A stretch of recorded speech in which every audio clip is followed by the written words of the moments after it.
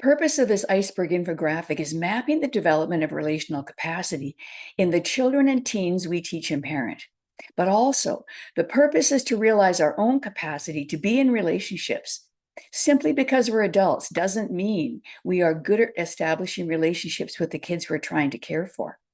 Teachers and parents especially have the responsibility to create good relationships with kids, maintain those relationships over time, and know how to improve difficult relationships. It's true that some young children are naturally social, while some teens still don't have adequate social skills to navigate friends, school, or launch into their first part-time job. But how can I create a good relationship with a child or teen who might not want to relate to me? I want to give you a deeper understanding of this phenomena, which is difficult to capture: relational capacity, like the melting ice of this iceberg. We can only see the capacity this child or teen has for relationships by knowing what to look for. There is a framework for knowing what matters most to expand the capacity of children, teens, and yes, us adults too. So first, let it sink in that we are always part of the relational capacity of others in our social circle. And second, as our relational capacity expands, the capacity of all others we have relationships with can also grow. So let me share this framework that I have in mind. At the tip of the iceberg is an initial event, incident, a blow up, a meltdown, some kind of conflict or problem or dilemma, a challenge or transgression in the relationship to which we respond. We respond because we care, but we tend to respond from habit. Caring is good. But if I am simply listening from habit, then my caring comes from a superficial place. My habit is to ask, what happened? And this is a behavior approach. If my habit is to listen with a behavior mindset, then three problems emerge immediately from asking that common question, what happened? The first problem is arriving on the scene too late, because conflict always occurs within a larger context. We must trace the thread of events in the history of a conflict back far enough to understand the context. I want to know, is this a long-standing conflict or not? How many kids are involved? Arriving on the scene too late tends to make adults jump to conclusions using that old ABC of behavior thinking. A is identify the antecedent, B, call out the behavior, and C, consequence the misbehavior. This ignores the personal and community history of dilemmas, which of course we cannot see unless we know these kids or this community quite well. To appreciate the context, we must trace the historical threads of personal hurts and community wounds. The second problem of behavior thinking is looking in the wrong direction by looking for logical and rational motivators of behavior. Actually, conflict and chronic misbehavior is always emotional and developmental, which can be chaotic and not logical or rational at all. Young children don't have adequate life experience to navigate friendships without a bit of help, and teens in particular get caught in cycles of victimization they don't know how to escape. Yet when adults take their rightful role by being the responsible, mature alpha presence, they effectively apprentice or mentor kids into relationships. And this is how relational capacity develops over many years of growing up. The third problem is having the wrong attitude in mind, because our authority to direct and redirect any child or teen is only as dependable as the respect they hand us. The truth is that each adult forms their own trusted relationship with each child or teen, and it's only the most innocent and inexperienced child who trusts everyone. Even with one family, each parent establishes their own trustworthiness in the heart of each of their individual children. And this is why disrespect of an adult can only be fully understood as a personal history with the many adults in a kid's life so far. Childhood and the teen ages are the formative years. Relational capacity forms by expanding or contracting within relationships. It's pretty much as simple as that. We either grow into the warm and accepting relationships around us, or relational capacity doesn't grow very well because the relationships around us are too constricting and judgmental.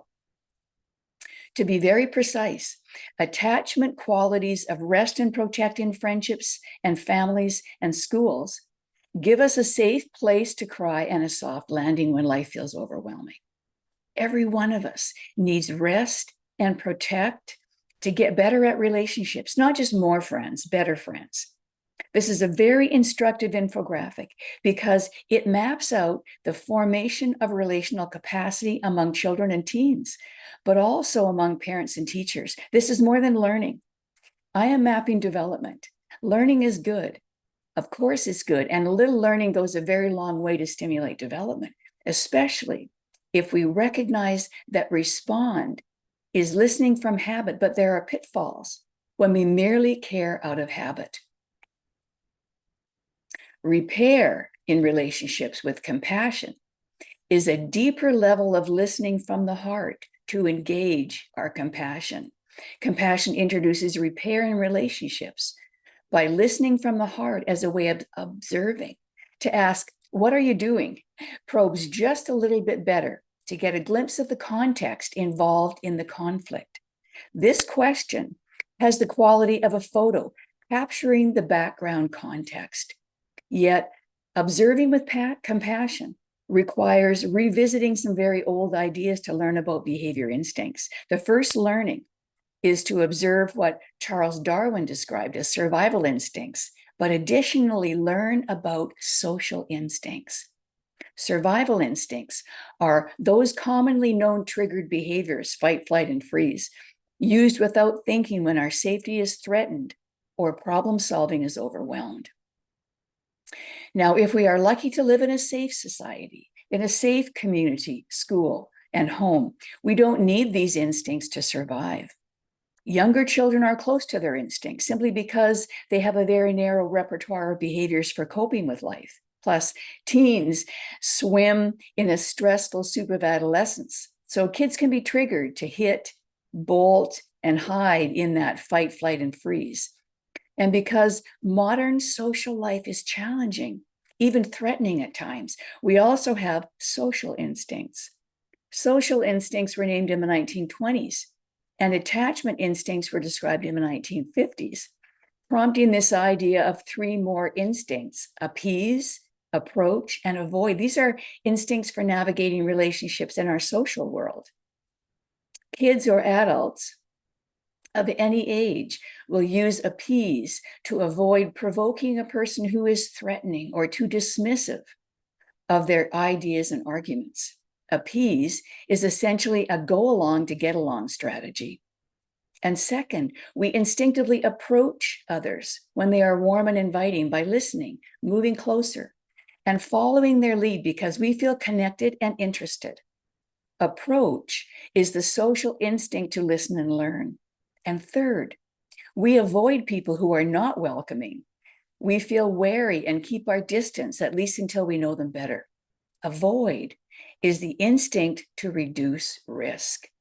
The three survival instincts Darwin identified are fight, flight, and freeze. And then several psychologists identified appease, approach, and avoid using attachment thinking. All 6 instincts are important to navigate our world.